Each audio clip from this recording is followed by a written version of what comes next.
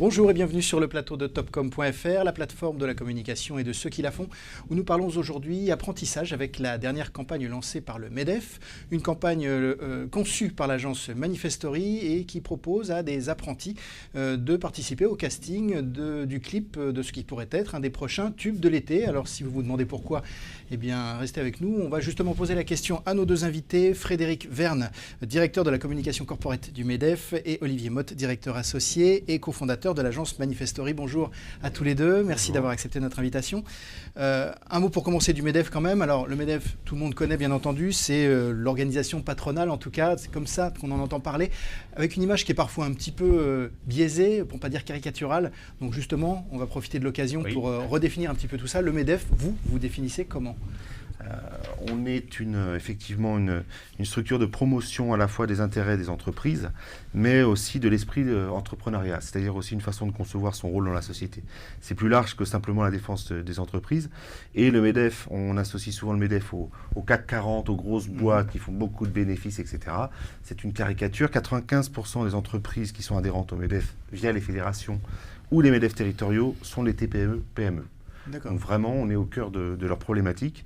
Et ça donc, représente combien d'entreprises d'ailleurs en tout ? Au total, c'est un peu plus de 125 000 de mémoire entreprises. Donc ça fait du MEDEF évidemment un partenaire social incontournable et leader dans son domaine.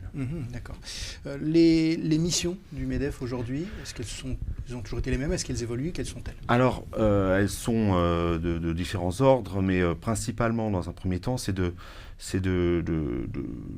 défendre la conception, enfin les intérêts des entreprises à travers le dialogue social, mais aussi à travers des décisions qui peuvent impacter l'initiative économique en France. Donc il faut favoriser le contexte pour que les entreprises puissent créer de l'emploi, puissent créer des richesses. Et donc notre rôle est principalement de favoriser ce contexte. Ensuite, on a un rôle aussi qui consiste à promouvoir les idées, les valeurs de l'entrepreneuriat. Donc tout ce que l'entrepreneur représente comme prise de risque, comme conception de la place qu'on peut avoir dans la société. Et ensuite, on participe au débat public avec un rôle presque de think tank, donc dans certaines circonstances, dans des débats, dans les tables rondes, dans un certain nombre de circonstances. Donc c'est ces trois pistes qui constituent aujourd'hui le MEDEF, dans un moment très intéressant, parce qu'avec l'évolution du dialogue social, se pose la question finalement de l'évolution aussi du MEDEF et des partenaires sociaux. Donc c'est vraiment une période intéressante et notre campagne s'inscrit dans cette période. D'accord. Alors le thème de cette campagne, c'est l'apprentissage, je le disais en introduction. On a l'impression que l'apprentissage, depuis presque toujours, ou peut-être pas, en tout cas ces dernières années, depuis une bonne dizaine, une vingtaine d'années, est globalement assez mal perçu en France. Comment ça se fait ? Je pense que c'est un problème culturel. Pendant longtemps, on a opposé le manuel à l'intellectuel dans la formation. Et pour beaucoup, il s'agissait de faire des études les plus longues possibles, les plus intellectuelles, pour réussir dans la vie symboliquement. Et donc, on a discrédité tout ce qui était manuel, y compris de l'apprentissage, qui était considéré encore, peut-être même un peu aujourd'hui d'ailleurs, comme un pis-aller. On offrait soit le redoublement, soit l'apprentissage. Ce qui est un scandale, c'est complètement idiot. Aujourd'hui, évidemment, ça n'est pas du tout la réalité. L'apprentissage offre des perspectives extrêmement variées. Ça va du bac, du CAP jusqu'au bac plus 5. On peut évoluer, on peut changer, les filières sont très riches. Et surtout, c'est une filière qui est qui offre des débouchés professionnels. Plus de 85% des personnes qui ont fait l'apprentissage trouvent un job en sortant. Ils ont déjà trouvé un job avant de sortir. Et donc, c'est vraiment une filière qu'il faut développer et promouvoir et casser ces idées reçues. Donc, c'est véritablement cette campagne qu'on a voulu mettre en place qui a pour ambition justement de casser ces idées reçues. Ce qui est étonnant quand même, c'est que le sujet n'est pas nouveau. Les prises de parole non plus ne sont pas nouvelles. Et comment se fait-il que même la communication n'ait pas réussi à infléchir un petit peu cette image ? On espère qu'avec la campagne qu'on a menée ensemble, on a tiré des conclusions justement de ce qui s'est passé avant. Évidemment, avec Manifestory, on a beaucoup réfléchi sur ce qu'on avait pu faire avant nous, mais les autres partenaires sociaux et l'État, tous ceux qui peuvent avoir un intérêt à développer l'apprentissage. Je pense que peut-être la période est aussi propice. C'est-à-dire qu'avec la réforme en cours, qui vise à transformer la gestion de l'apprentissage, qui était gérée par les régions, et le texte est en cours de réflexion, mais il s'agirait peut-être de se rapprocher des besoins des entreprises pour mieux définir les circuits et les cursus et la gestion de l'apprentissage. Peut-être que cette période-là est favorable. Donc, il y a ça, et puis il y a peut-être aussi une génération à laquelle on s'est adressé un peu plus particulièrement, les millennials, qui ont une vision sans doute un peu différente, un peu détachée de tous les critères, je dirais, d'analyse qu'on pouvait avoir auparavant, d'ailleurs avec une dimension politique aussi, qui sont peut-être un peu plus ouverts sur la vie, sur voir différemment les choses, un peu moins sujets aux idées reçues, et eux sont peut-être un terreau pour recevoir l'information plus favorable. Oui, c'est peut-être finalement la première génération qui est un petit peu en rupture, on va dire, avec ses aînés, c'est ça? Exactement. D'accord. Donc, on est sur une nouvelle campagne, donc une nouvelle tentative, on va dire, de communication avec c'est la bonne agence. Voilà. Un nouveau slogan aussi, l'apprentissage Mon Plan A. Ce que je vous propose, c'est qu'on regarde déjà un petit film et on se retrouve juste après pour en parler. Le MEDEF a décidé de s'engager dans l'action pour valoriser l'apprentissage. Ainsi, avec toutes les fédérations de métiers, ses partenaires et les établissements de formation, il s'engage pour agir et faire de l'apprentissage un plan A pour les entreprises, mais surtout pour les jeunes et les parents. Ce plan A est un engagement. C'est une signature qui va accompagner toutes les actions qui œuvrent pour accompagner le développement de cette voie de formation. Elle sera aussi le support d'une nouvelle campagne de valorisation de l'apprentissage dédiée aux jeunes dans les CFA et les lycées professionnels, les taffeurs. Cette campagne débute aujourd'hui et propose aux jeunes de participer à une action à forte visibilité. Pour valoriser cette voie d'excellence, il faut créer des icônes valorisantes et cette campagne en sera la première pierre. Voilà, donc alors un film, je le précise, mais je pense que vous l'aurez remarqué, qui n'est pas un film publicitaire, il s'agit simplement d'un film d'introduction, une présentation de l'opération. On y entend qu'il s'agit de la première pierre d'un édifice. Elle a été conçue, cette campagne, par l'agence Manifestory. Quel était le brief que vous avez dressé? Voilà. Bon, ils ont eu un mérite incroyable, c'est que ils ont réussi à distinguer dans un brief qui était vraiment très ambitieux, une ligne directrice, une ligne saillante, une ligne de force, et à transformer les idées sous-jacentes dans cette dynamique qui est mise en place. Donc ce qui s'est passé, c'est qu'on a fait un brief. Alors, un élément que je voudrais préciser en incise, c'est une campagne du MEDEF, mais c'est une campagne du MEDEF et de 17 fédérations. Et ça, c'est juste essentiel. Le MEDEF est composé d'un côté, pour une part, de fédérations professionnelles, les banques, le BTP et autres, qui représentent des grands groupes, enfin des grands secteurs, et d'une autre partie, qui sont les MEDEF territoriaux, donc qui font le lien avec les entreprises au niveau, voilà. Et donc, la particularité de cette campagne, c'était vraiment sa dimension participative.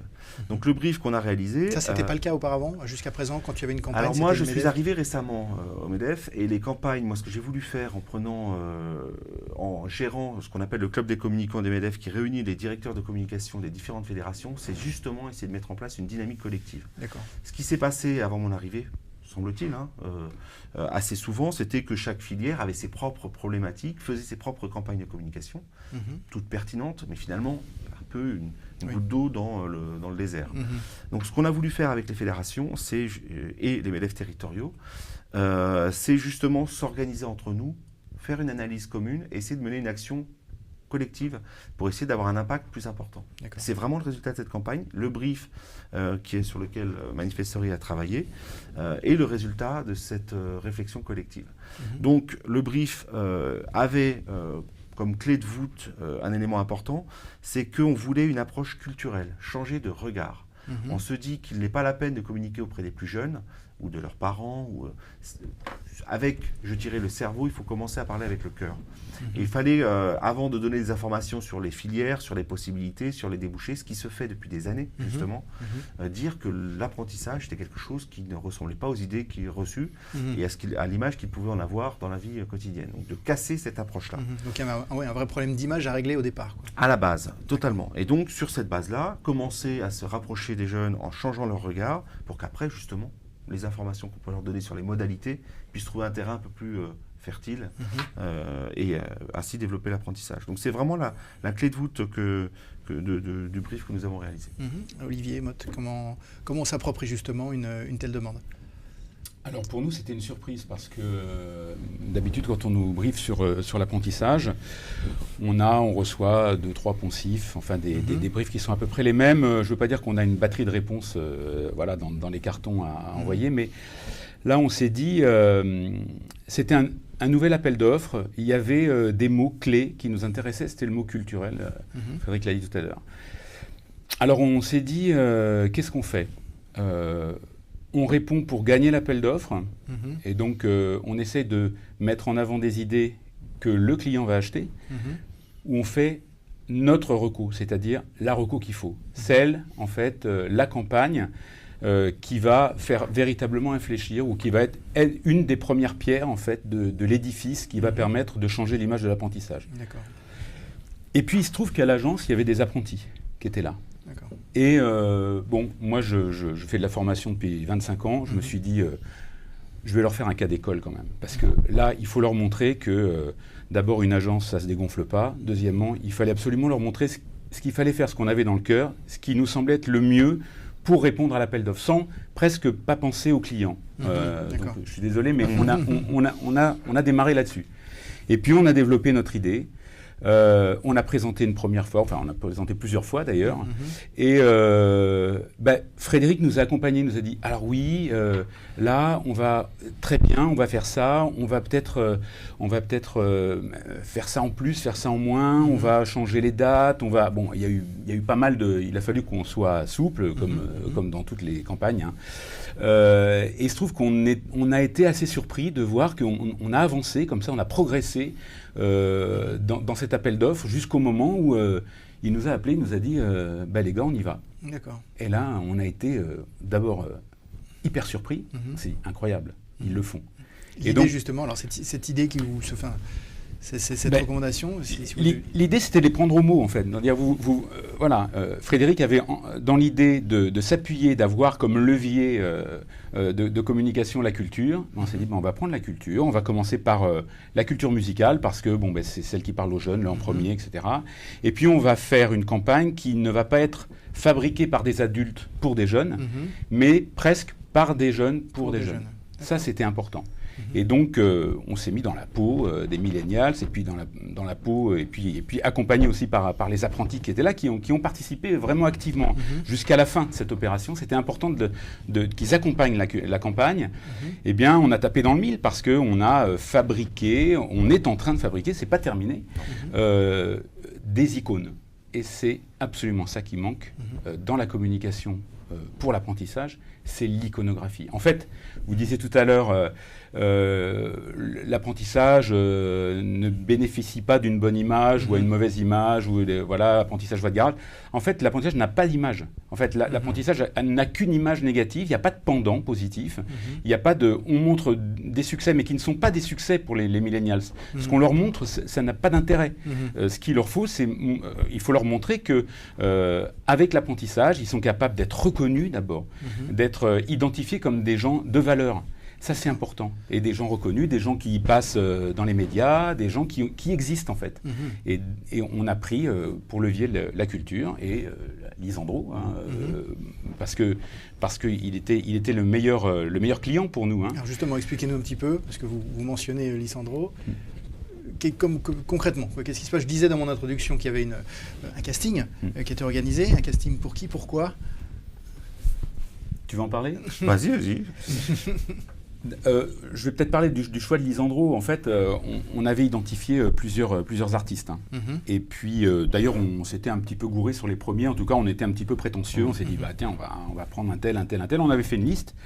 Et puis, il se trouve que oui, ils n'étaient pas à la mesure ni du budget, ni de l'ambition, ni même de ce qu'on leur demandait. Parce que ce qu'on voulait, c'est être accompagné avec un artiste qui était quand même un peu engagé derrière, sans trop... lui demander, parce qu'un artiste, c'est avant tout un artiste qui revendique des choses, qui a un discours. Et donc, on a avancé sur des artistes, et puis il se trouve que, un peu par hasard, on est rentré en contact avec Lisandro, et son agent qui nous a dit attendez, Lisandro, il est OK. Alors, pour les gens qui ne connaissent pas, d'ailleurs, Lisandro, que fait-il ? Alors, Lisandro, c'est le dernier gagnant de The Voice. C'est un jeune homme de 17 ans voilà, qui est en bac pro en communication, justement. D'accord. Et qui va passer son bac à Cannes. Et voilà, qui a gagné The Voice, donc qui commence sa carrière, qui est un chanteur remarquable. Il a vraiment un talent fou. Et surtout, c'est un type extraordinaire parce qu'il est très proche des gens. Et quand on lui a parlé de l'opération, il a dit attendez, mais moi je veux y être. Moi, je veux participer à ce truc-là.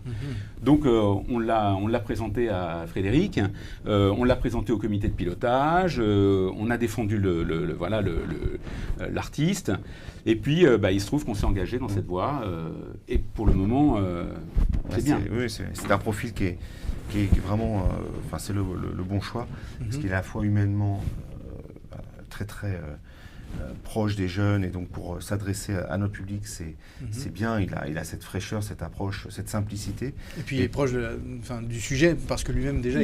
Voilà, exactement. Lui, déjà, il est en bac pro, donc de fait, c'était quelqu'un qui pouvait parler aussi de ce sujet. Donc je trouvais intéressant dans les choix qu'on a pu faire, quand on a commencé à étudier différentes candidatures, finalement c'est un profil qui correspondait bien. D'accord, donc lui comme chanteur, donc prépare comme tout chanteur des chansons, des clips. Voilà, il prépare un album. Et on lui a proposé d'intégrer des apprentis dans son prochain clip. D'accord. Donc on a travaillé avec lui le titre du clip, le style, et puis la façon dont il pourrait s'intégrer dans le clip. Je ne sais pas si on peut en dire plus aujourd'hui parce que c'est en cours, donc on va ménager l'effet de surprise. D'accord. Mais en tout cas, il y aura un clip musical d'une nouvelle chanson qui sera intégrée dans le prochain album de Lisandro. Voilà. Parce que c'est vrai qu'on a du mal, en fait, quand on réfléchit, à se dire, enfin, on entend bien ce que vous expliquez là. Maintenant, ce ne sera pas écrit sur eux, je suis apprenti, enfin, j'imagine, quoi. C'est l'intérêt, c'est évidemment que l'artiste, la complexité, c'était que l'artiste puisse participer à une dynamique de cette nature. Le MEDEF, on parlait de son image, l'apprentissage qui peut avoir aussi une image, donc il y a un certain nombre de choses dont il fallait tenir compte. Et là, c'est le talent de Manifestory d'avoir ce double langage qui a permis justement de créer cette alchimie que nous, on n'était pas capable de faire sans ses compétences. Et Lisandro lui-même, donc finalement, ce qu'on s'est dit, c'est que ce territoire du jeune et de l'entreprise, du jeune qui rentre dans la vie active, c'est finalement un terrain sur lequel les artistes ne se sont jamais engagés. Alors que finalement, un artiste de cet âge-là, qui s'adresse à des jeunes, c'est quand même une préoccupation des jeunes. Finalement, le travail, la vie en entreprise n'existe pas dans l'art, dans la musique. Donc on s'est dit que c'était peut-être un terrain sur lequel il pouvait aussi trouver une forme de singularité, si vous voulez bien vouloir s'y pencher. Donc formidable, il a trouvé l'idée intéressante, donc le clip va montrer différents univers professionnels, justement avec les 5 lauréats qui auront bénéficié de l'opération qu'on a menée. Donc il n'y aura pas marqué sur le truc, mais on comprendra à travers l'image qu'ils sont pour l'un dans la vente, pour l'autre dans le BTP, pour le troisième, etc. Et Lisandro va, dans son clip, se balader de ces univers en univers, et on va comprendre tout ça. Ce casting, il a été, donc là, enfin, les gagnants ont été désignés cette semaine. Lundi.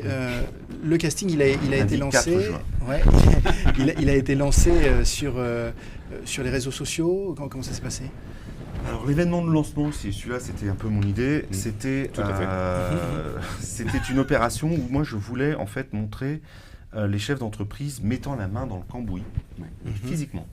C'est-à-dire je voulais Gattaz mettre les mains dans le cambouis. Gattaz en train de démonter ou remonter un turbo ou quelque chose comme ça. Exactement, c'est ça, exactement. Donc montrer que c'était quelque chose qui était très important et qu'on mouillait la chemise pour justement promouvoir l'apprentissage.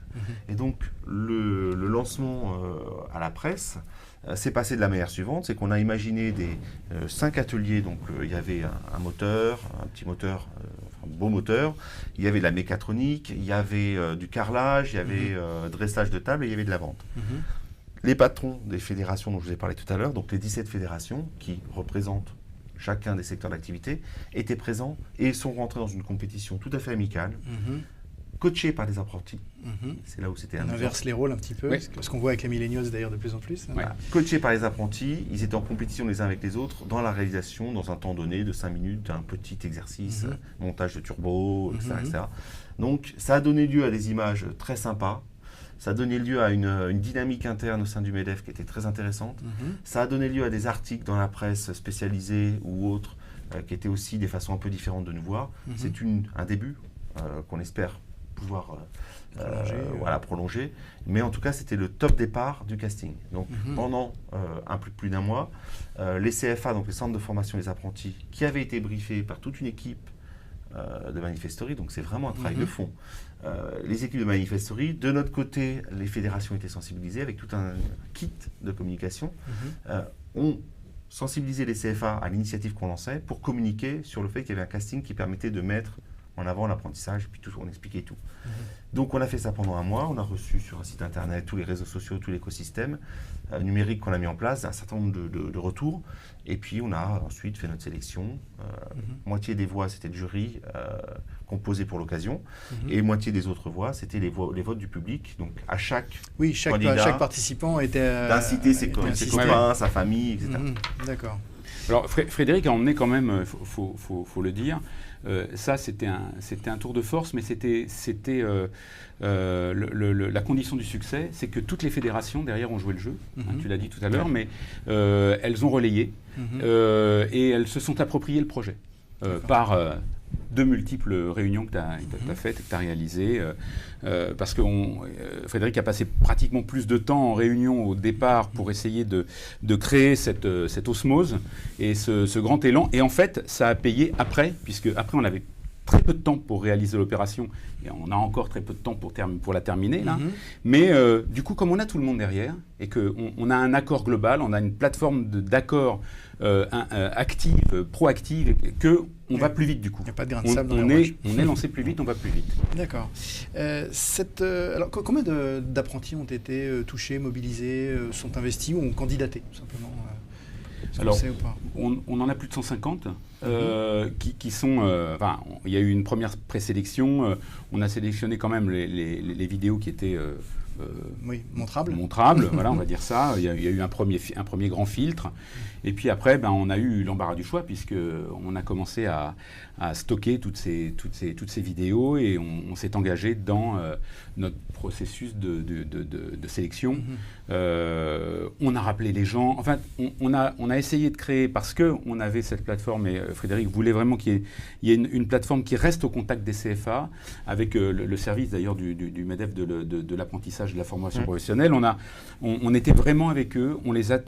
On a quasiment appelé tous les CFA de France pour que, un, ils soient au courant de l'opération, et deux, on les a suivis vraiment. Donc on les appelait, on leur demandait leur accord s'ils n'avaient pas à refaire une vidéo, etc., pour essayer d'avoir des vidéos de qualité.